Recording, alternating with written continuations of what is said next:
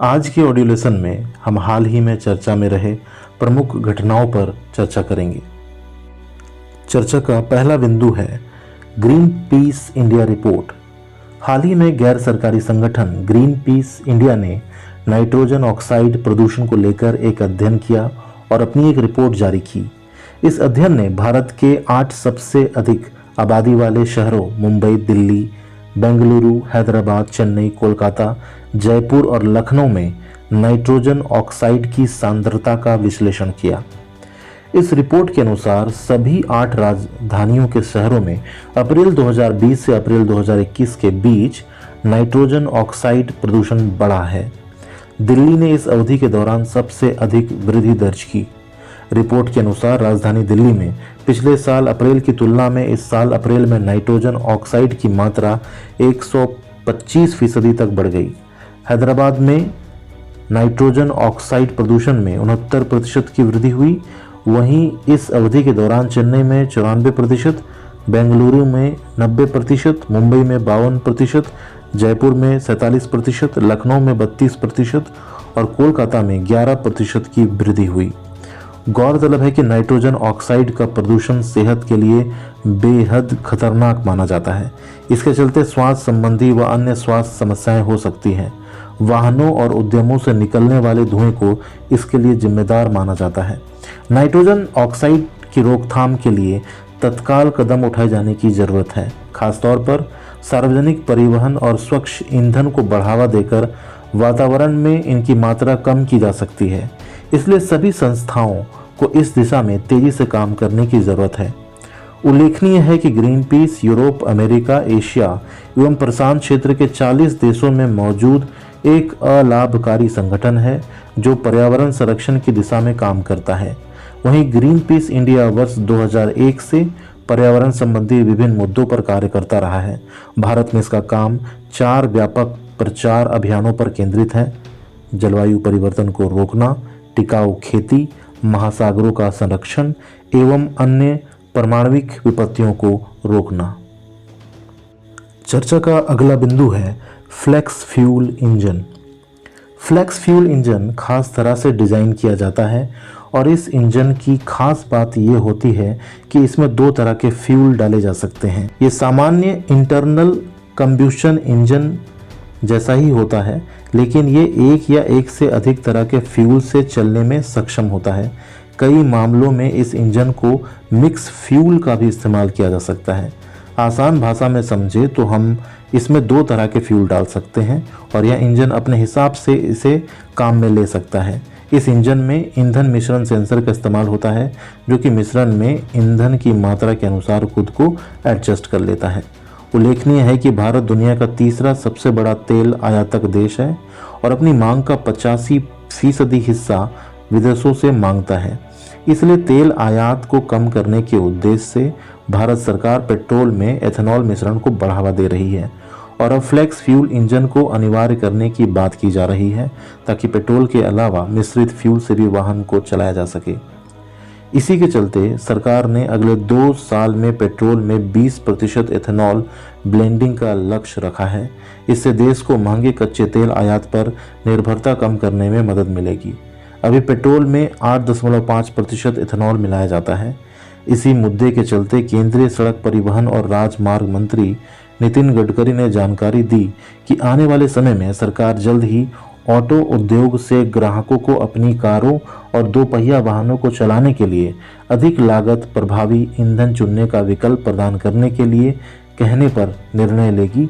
इससे भारत में न केवल पेट्रोल से चलने वाले इंजन होंगे बल्कि फ्लेक्स फ्यूल इंजन भी होंगे। गौरतलब है कि ब्राज़ील, कनाडा और अमेरिका जैसे देशों में फ्लेक्स ईंधन इंजन पहले से ही प्रचलन में है। इन देशों में बहुत सारे वाहन मालिक अपनी कारों के लिए ईंधन के रूप में एथेनॉल का उपयोग करते हैं।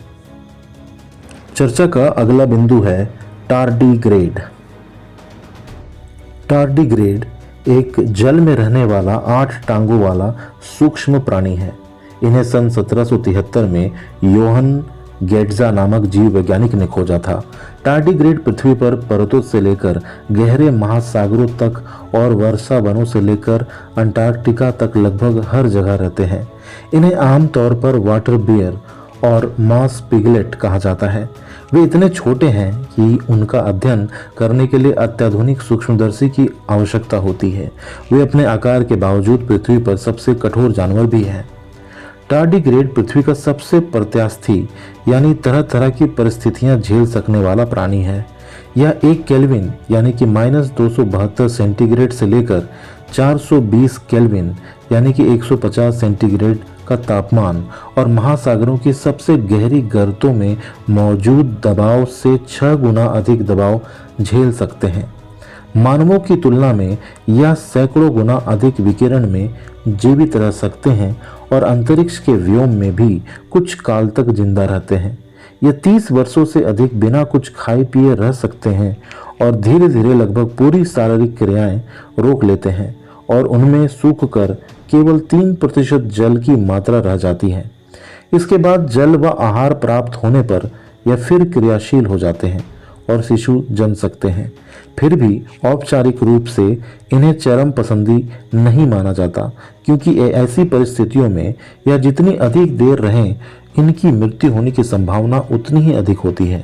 जबकि सच्चे चरम पसंदी जीव अलग अलग उन चरम परिस्थितियों में पनपते हैं जिनके लिए वे क्रम विकास की दृष्टि से अनुकूल हों। हाल ही में टार्डिग्रेड्स की एक नई प्रजाति का नाम केरल के नाम पर स्टाइगार्क्टस केरलेंसिस रखा गया। चर्चा का अगला बिंदु है दामिनी ऐप। दामिनी ऐप मौसम विभाग की ओर से तैयार किया गया एक मोबाइल ऐप है। बिजली गिरने से लोगों को सावधान करने के लिए भारत सरकार के पृथ्वी विज्ञान मंत्रालय के अधीन भारतीय उष्णदेशीय मौसम विज्ञान संस्थान पुणे ने दामिनी ऐप विकसित किया है। उल्लेखनीय है कि आकाशीय बिजली एक प्राकृतिक आपदा है, उसको रोका नहीं जा सकता, परंतु जागरूकता अभियान के माध्यम से कम या लोगों को सतर्क कर जानें बचाई जा सकती है, क्योंकि आकाशीय बिजली ऐसी आपदा है जो मानव जाति के लिए घातक है। प्रत्येक साल वज्रपात की घटनाएं होती हैं। हाल के वर्षों में आकाशीय बिजली को अन्य सभी प्राकृतिक आपदाओं की तुलना में भारत में सबसे अधिक जानलेवा आपदाओं में गिना जाता है। वज्रपात से भारत में प्रति वर्ष लगभग 2000 से 2500 लोगों की मौतें हो जाती हैं। इंडियन इंस्टीट्यूट ऑफ ट्रॉपिकल मौसम विज्ञान पुणे पृथ्वी मंत्रालय के तहत संस्था ने देश के विभिन्न हिस्सों में लगभग 48 सेंसर के साथ एक लाइटिंग लोकेशन नेटवर्क स्थापित किया है और पुणे में केंद्रीय प्रसंस्करण इकाई के लिए रखा है। इस नेटवर्क के आधार पर ही दामिनी ऐप को विकसित किया गया है, जो 40 किलोमीटर के दायरे में बिजली गिरने के संभावित स्थान की जानकारी देता है। दामिनी ऐप के माध्यम से 3 घंटे पहले बिजली गिरने संबंधी चेतावनी दी जाती है, ताकि जान माल का कम से कम नुकसान हो। यह ऐप बिजली की गड़गड़ाहट के साथ ही वज्रपात की स्पीड भी बताता है। इस ऐप में काफ़ी इंफॉर्मेटिव जानकारियां दी गई है। बिजली गिरने पर बचाव कैसे करें, इस बारे में बताया गया है। सुरक्षा के उपाय के अलावा प्राथमिक चिकित्सा संबंधी जानकारी भी दी गई है। बिजली गिरने की घटना इंसानों और मवेशियों के लिए घातक होती है। चर्चा का अगला बिंदु है build back better world project, यानी कि B3W प्रोजेक्ट। हाल ही में G7 नेताओं ने चीन के बेल्ट एंड रोड इनिशिएटिव का मुकाबला करने के लिए विकासशील देशों की मदद करने के लिए बिल्ड बैक बेटर वर्ल्ड यानी कि B3W नामक नई पहल लॉन्च की है। उल्लेखनीय है कि G7 शिखर सम्मेलन का आयोजन 11 से 13 जून को इंग्लैंड के कॉर्नवॉल में किया गया। वैश्विक महामारी कोरोना संकट के बीच दुनिया के 7 समृद्ध देशों America, Britain, Germany, France, Italy, Japan और कनाडा के नेता जब ब्रिटेन के इस शहर में जुटे तो उन्होंने वैश्विक महत्व के कई मुद्दों पर बात की। कोरोना से जूझ रही दुनिया के जरूरतमंद देशों को वैक्सीन की मदद के लिए भी वे आगे आए। गौरतलब है कि भारत भी इस सम्मेलन का हिस्सा रहा। सम्मेलन के दौरान ही अमेरिका ने बिल्ड बैक बेटर वर्ल्ड नामक नई पहल की नींव रखी। Build back better world plan बुनियादी ढांचे के विकास के लिए प्रस्तावित एक आर्थिक पैकेज की योजना है। व्हाइट हाउस के बयान में इस पहल को प्रमुख लोकतंत्रों के नेतृत्व में एक मूल्य संचालित, उच्च मानक और पारदर्शी बुनियादी ढांचा साझेदारी के रूप में वर्णित किया गया है। जो विकासशील दुनिया में 40 ट्रिलियन डॉलर से अधिक के बुनियादी ढांचे की ज़रूरत को कम करने में मदद करता है, जिसे कोविड-19 महामारी द्वारा बढ़ा दिया गया है। B3W आने वाले वर्षों में निम्न और मध्यम आय वाले देशों के लिए सामूहिक रूप से सैकड़ों अरबों डॉलर के बुनियादी ढांचे के निवेश को उत्प्रेरित करेगा। वित्त पोषण, पर्यावरण और जलवायु, श्रम सुरक्षा उपायों, पारदर्शिता और भ्रष्टाचार के विरोध पर यह जोर देगा और यह चीन के अपारदर्शी वित्त पोषण के विपरीत है। उल्लेखनीय है कि बेल्ट एंड रोड इनिशिएटिव चीनी सरकार की एक वैश्विक बुनियादी ढांचा विकास रणनीति है, जिसे वर्ष 2013 में अपनाया गया था। इस परियोजना के माध्यम से चीन प्राचीन सिल्क मार्ग को पुनः विकसित कर रहा है। इस बुनियादी ढांचा परियोजना में बंदरगाह, रेल मार्ग, सड़क, गगनचुंबी इमारतें, हवाई अड्डे, बांध और रेल सुरंग शामिल है। इसका उद्देश्य दक्षिण पूर्व एशिया, मध्य एशिया, गल्फ कंट्रीज, अफ्रीका और यूरोप के देशों को सड़क और समुद्री रास्ते से जोड़ना है। तो इस अंक में इतना ही, मिलते हैं अगले अंक में। धन्यवाद।